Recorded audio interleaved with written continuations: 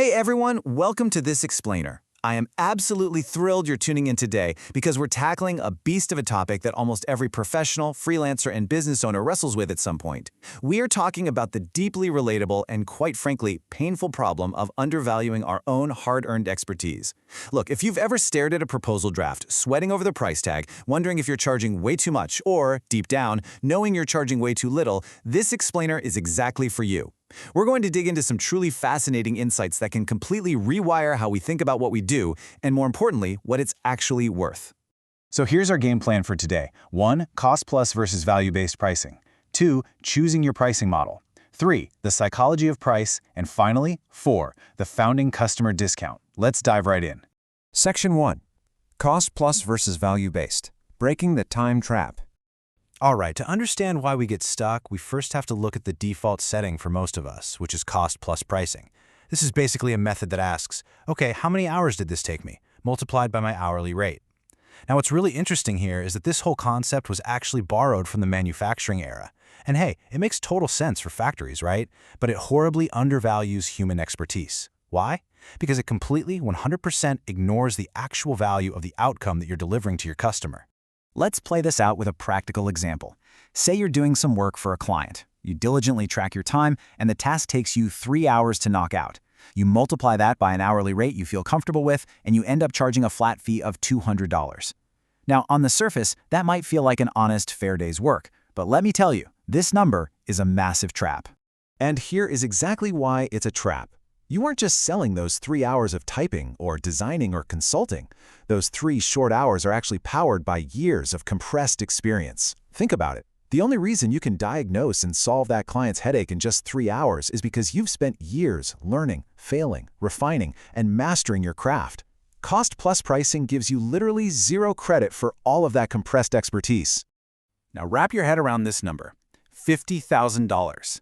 Let's imagine that your quick 3-hour intervention just prevented the client from making a massive operational mistake. You just saved them 50 grand and avoided disasters. So if you saved a client $50,000, is it really fair to price your genius at a measly $200 just because you solved it quickly? Absolutely not. No way. So the takeaway here is that we desperately need a new paradigm. Enter value-based pricing. Instead of asking how long something takes, value-based pricing flips the script and asks, what is achieving this outcome actually worth to the person experiencing the problem? This is directly informed by your client's cost of inaction. What happens if they don't hire you? Well, they lose 50 grand. When you anchor your price to the value of the outcome rather than the ticking of a clock, everything changes. It's a total game changer. Moving on to Section 2. Choosing your pricing model. Building the blueprint. The source material we're looking at outlines 4 common models you can use to build your offers once you've embraced this new mindset. First up, we've got the one-time project or product model. It's wonderfully simple, though the trade-off is, of course, no recurring revenue. Second, there's tiered pricing. This involves having multiple price points for different depths of access, which is fantastic for serving customers who have different budgets and needs all at the same time. Third is subscription or membership pricing. This gives you that sweet recurring cash flow stability, but it does require you to deliver ongoing continuous value month after month. And finally, pay what you can or the sliding scale. This is highly useful in specific values-driven contexts, but just a heads up, it requires very careful design to make sure the business actually remains financially sustainable. Now, a quick piece of advice. If you're just starting out with a brand new offer, the research suggests you really need to resist the urge to overcomplicate things. Most first offers do incredibly well when they just stick to a simple one-time structure or a really short tiered structure. There's absolutely no need to build a massive, convoluted matrix of options on day one. You can always add complexity later, but you should only do that once you have real data from actual paying customers telling you what they want. Which brings us to Section 3. The psychology of price, anchoring, and presentation. So this brings up a really fascinating question. Why present multiple options at all? Think about it for a second. Why might slapping a single, solitary price tag on a beautifully written proposal actually be killing your conversion rates? Well, it all boils down to human wiring. How a price is presented actually matters just as much as the number itself.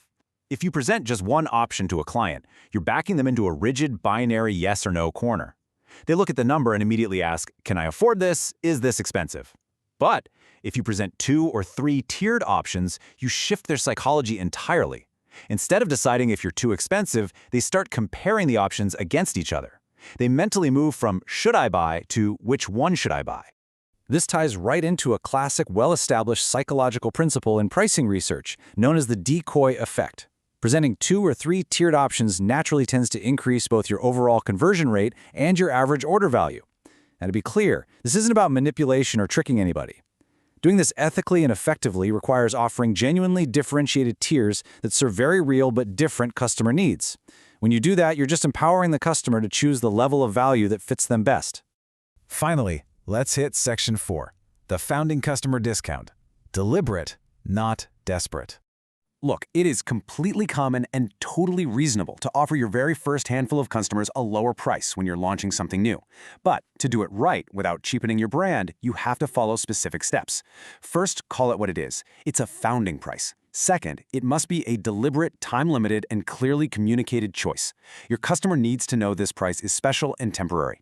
And third, it needs to be an explicit exchange. You are offering this lower price directly in exchange for honest feedback and testimonials. Why? Because those testimonials are exactly what will help you sell the offer at full price later on. There's a quote from the source material that serves as such a powerful reality check here.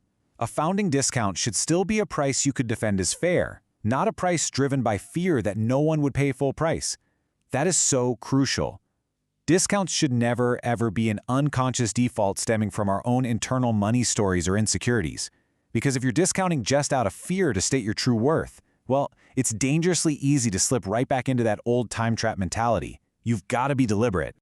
So as we bring this explainer to a close, the core mindset shift I hope you internalize is clear.